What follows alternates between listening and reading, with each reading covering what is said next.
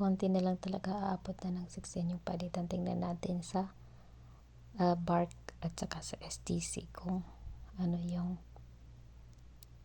pinagkaiba.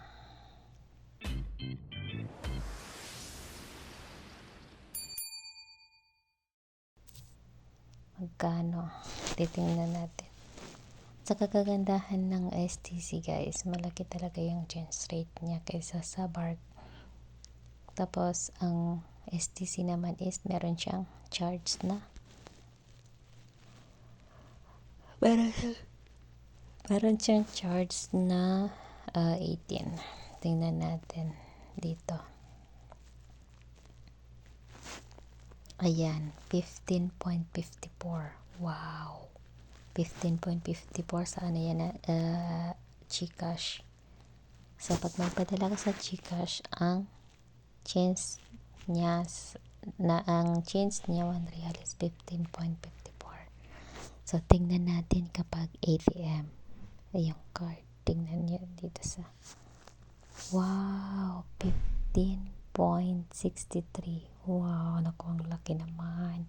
Ang laki guys, pero nakahulog na tayo, so wala na tayong ihuhulog pa.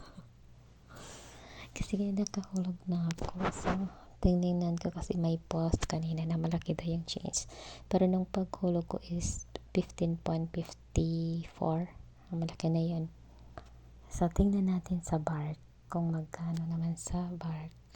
Ang kagandahan kasi sa Bark guys is wala siyang charge. Hindi kaya sa STC, may bawas na 15 plus VAT na almost 3 SAR na yan. So 18 na. Sayang din yun pang Indomie. So tingnan natin kasi itong Bark na ito is wala pa akong bago lang in-install itong Bark. Paano ba ito? Ito sana tayo.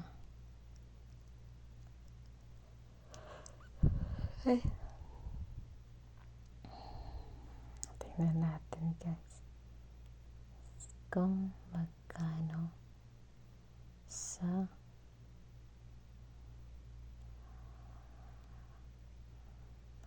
ang 1 real.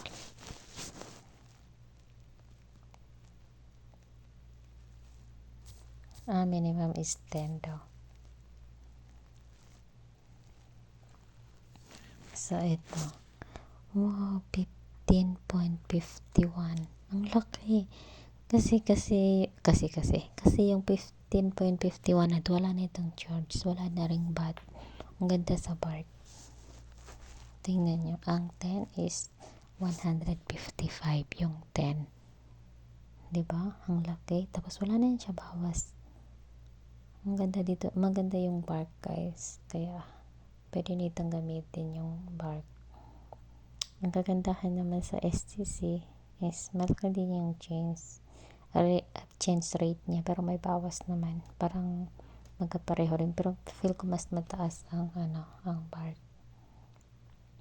Kung 2,500 wala na. 2,516 magkano?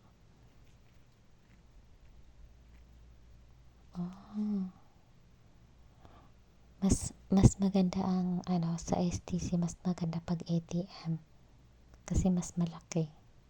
Kasi yung hinulog ko na 2,516 nasa 39,110.